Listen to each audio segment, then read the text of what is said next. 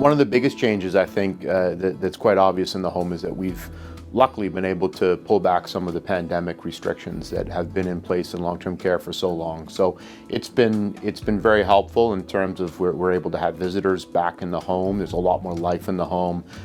Staff haven't been masking, so residents are able to better understand who they're dealing with, and overall that's brought a great deal of life back into the home that I think we've certainly been looking for in long-term care. So that's been a very positive change that we've seen this past year in long-term care and in our home.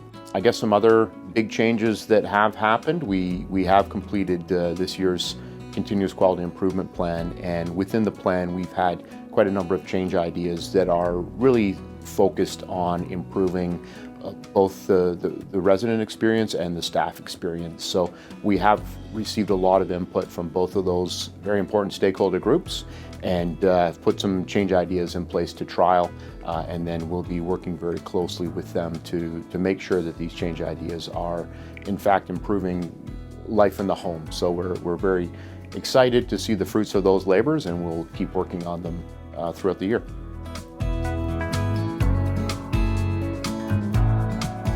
We're very excited about the new development that we're working on as an organization.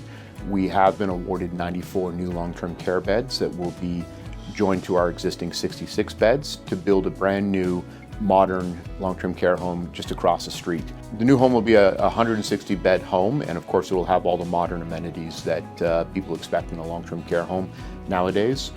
One of the things that we're very excited about is that we are designing the home in such a way that it has smaller corridors for resident living spaces rather than the traditional 32-bed home area.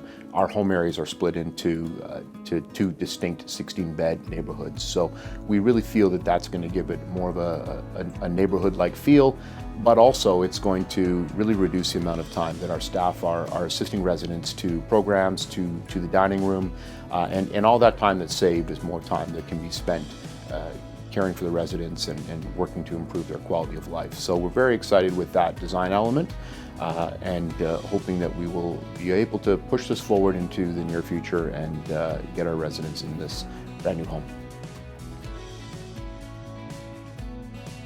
My name is Sonia Fideli. I'm the Recreation and Volunteer Coordinator at the Bennet Centre Long-Term Care Home. Some of the more popular activities at the Bennet Centre are bingos, craft programs, and outings. We go on weekly outings into the community, including the mall, farmers market, and restaurants that are local to Georgetown. We also have a wide variety of entertainers. We've had musicians, we've had magicians, we've had performers, comedians all come into the home. Our most used therapies are physiotherapy, occupational therapy. We also have foot care provided to our residents, as well as dental hygienists and denturists. In addition to that, we have a very, very good behavioral support program, which performs extra support for residents with Alzheimer's and dementia. And some of the programs that are provided from behavioral support are doll therapy, pet therapy using pets from the community. We also have a lot of sensory therapy with sensory materials for snoozling carts, and aromatherapy, hand massages, and really just things that will calm residents down if they're feeling agitated or uncomfortable in some way.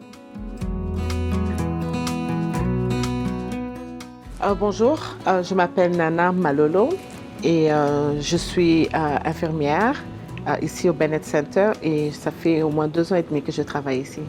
J'ai choisi de travailler dans les maisons de soins de santé parce que j'ai une passion pour travailler avec les personnes âgées. J'ai fait un placement en ma première année d'université avec les personnes âgées, et j'ai vraiment développé une grande passion. J'aime bien travailler avec eux. J'apprends beaucoup d'eux et c'est vraiment intéressant. La communication en français m'aide beaucoup parce que ça me donne quand même un sentiment de pouvoir rencontrer des francophones. Nous avons une résidente qui parle français, et des fois je communique avec elle en français, et des fois ça lui fait plaisir parce qu'elle est québécoise, elle est francophone, et ça lui donne un sentiment comment dirais-je, un sentiment de pouvoir se connecter encore avec ses racines, parce qu'ici c'est anglophone en Ontario. Mais alors quand elle rencontre des gens francophones, des personnes qui parlent français, ça lui fait plaisir. Et je trouve que ça aide parce que même des fois, je me rends compte qu'elle est un peu frustrée et que je viens, je lui parle en français, elle se calme et elle prend plaisir à me parler en français.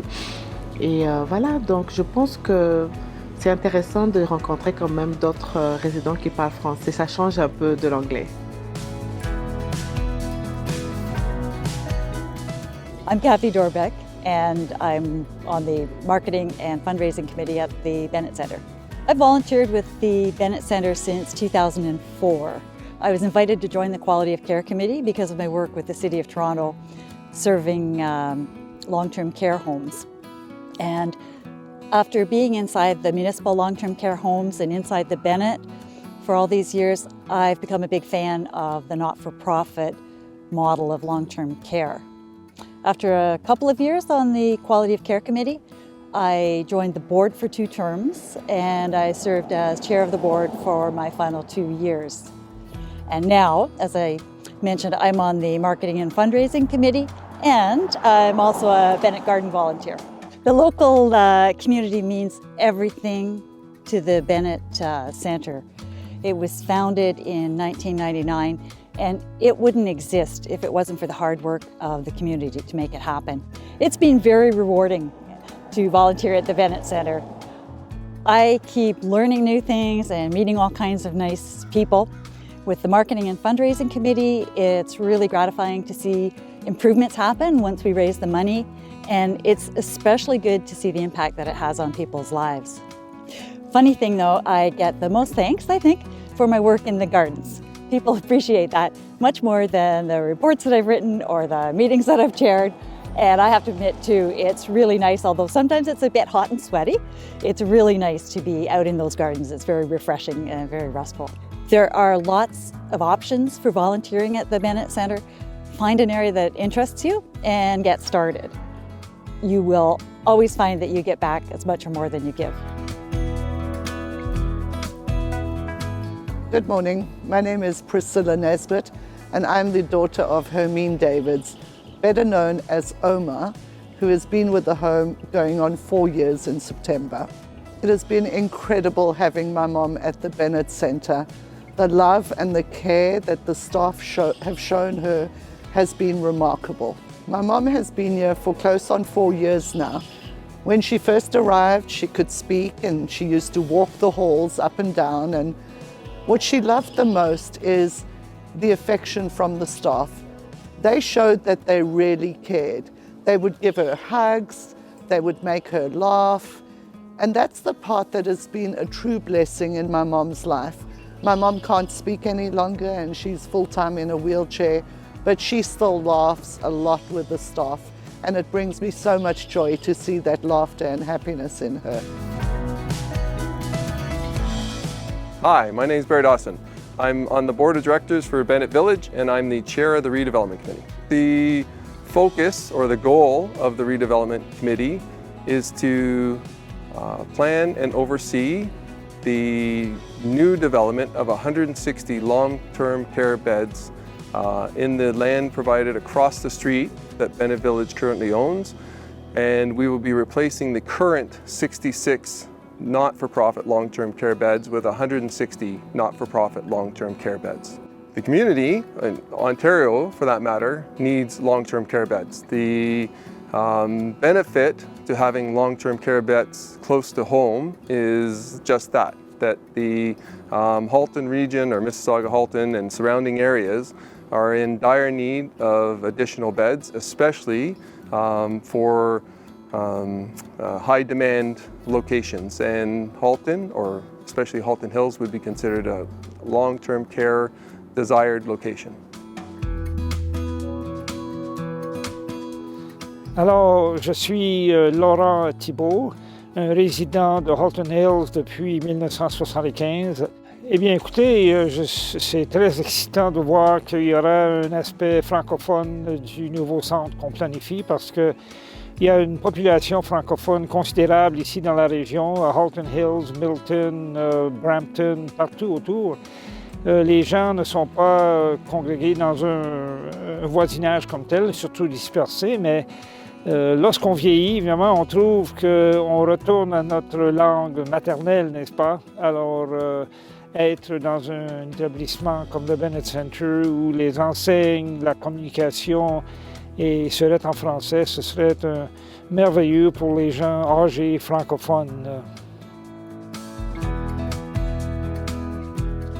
I think one of the characteristics that really sets the Bennet aside from other long-term care homes is the home-like community feel that we have here. Certainly, I think part of that is because we are a 66-bed home, so we are a little bit of a smaller home, which allows us to have that family feel. But also, I think a lot of it draws from our community here in Georgetown. Certainly, anyone who's familiar with Georgetown understands how community-spirited people are, and I think we really see that carry over in our staff and their interactions with our residents in the home. I think another element that really sets us aside from other homes is our staff. We're just so fortunate to have the staff that we have. They legitimately care for our residents. There's a lot of getting to know each other, and it's more like it's a group of friends that are coming together in the home rather than workers and residents. It's just one happy group that really interacts really well. I think anyone that walks into the home will see that very quickly, and really I think that's one of the real highlights of life here at Bennet Village.